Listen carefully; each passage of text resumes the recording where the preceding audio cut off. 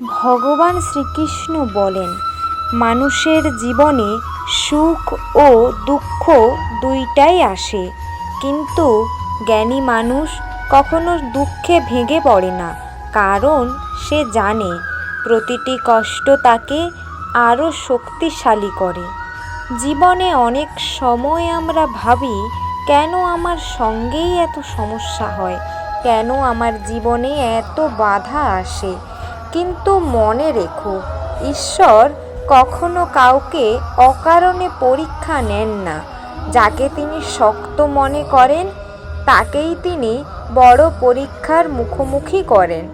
অহংকার মানুষকে দুর্বল করে দেয়, কারণ অহংকারে মানুষ নিজের ভুল দেখতে পায় না। আর যে মানুষ নিজের ভুল বুঝতে পারে সেই সত্যিকারের জ্ঞানী। মনে রেখো, তোমার কর্মই তোমার ভবিষ্যৎ তৈরি করে।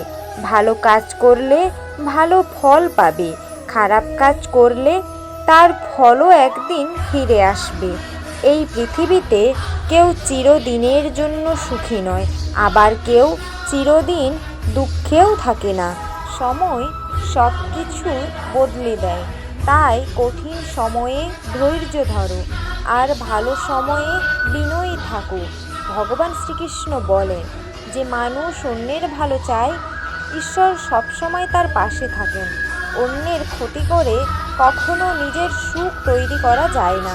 তাই জীবনে সবসময় সত্য, ধর্ম এবং ভালোবাসার পথ অনুসরণ করো।